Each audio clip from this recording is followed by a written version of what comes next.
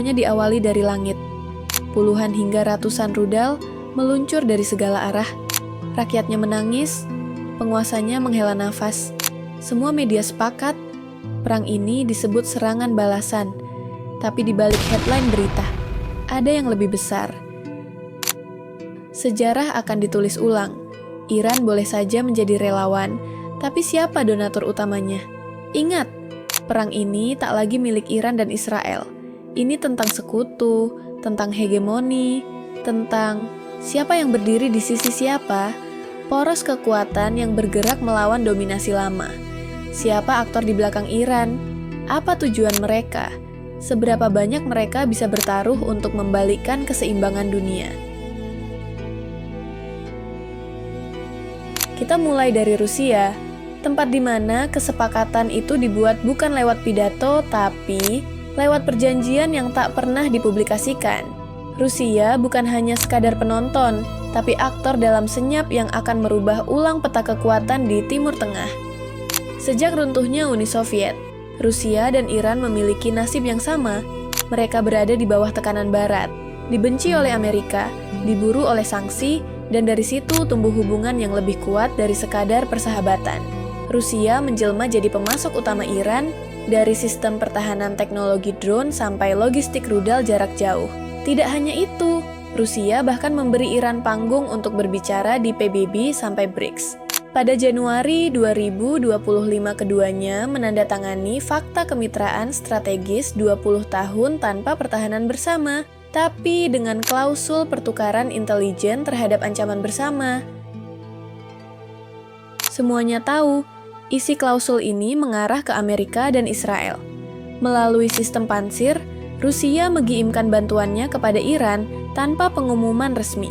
Teknologi drone Iran bekerja dengan koordinat yang diduga terhubung ke intel satelit Rusia.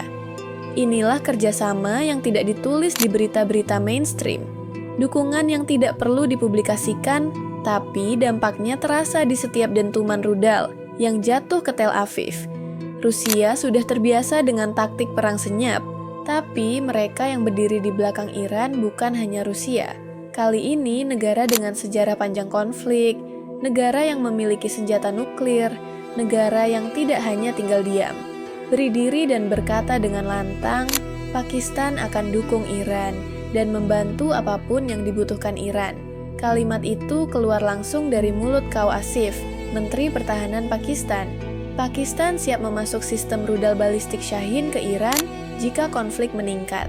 Bahkan dengan tegas akan menjatuhkan bom nuklir jika Israel berani menjatuhkan bom nuklir ke Iran. Jika Pakistan terang-terangan dalam memberikan dukungannya kepada Iran, hal yang beda diperlihatkan oleh negara tirai bambu. Mereka tidak berteriak, tidak pula mengancam, tapi dengan tegas menyatakan bahwa Cina mendukung hak sah Iran untuk mempertahankan diri. Pernyataan itu diiringi dengan langkah pasti Cina yang perlahan memindahkan pionnya dengan mendatangkan pesawat kargo ke Iran. Blok Barat gelisah, mempertanyakan apakah Cina membawa bala bantuan militer. Apakah itu drone radar pertahanan? Atau Cina membawa sistem elektronik perang yang baru saja mereka ciptakan?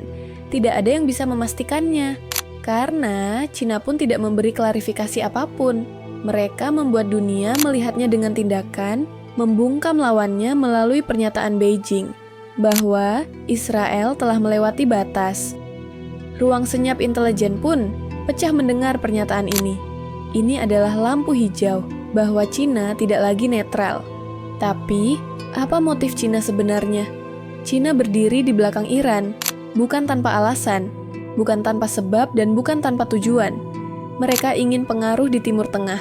Mereka ingin memperkuat cengkaramannya. Mereka ingin ganggu dominasi Barat, Amerika, dan sekutunya. Ini bukan sekadar retorika. Strategi Cina terlihat jelas bahwa mereka ingin berperang tanpa harus menembakkan peluru. Ini adalah panggung bagi mereka untuk membentuk ulang tatanan dunia.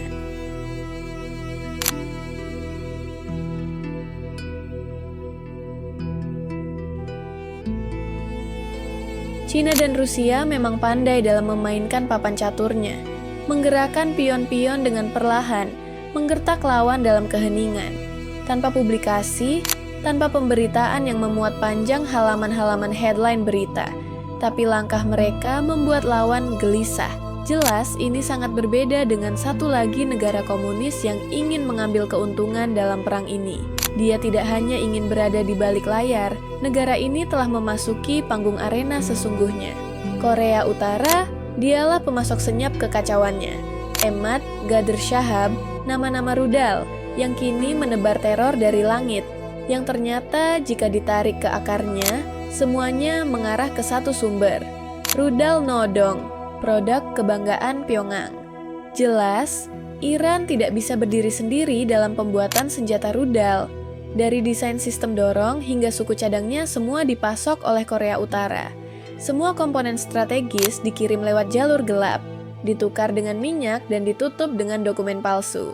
Dan kini Kim Jong-un tak lagi diam. Korea Utara tidak pernah ada pengumuman, yang ada hanya efek. Jika perang terus membesar, Kim Jong-un dengan tegas mengirimkan bala bantuan apapun untuk Iran.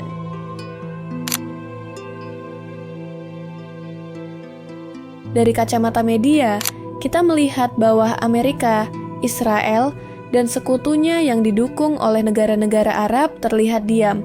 Tapi di balik itu semua, mereka sangat cemas. Mereka dalam posisi siaga.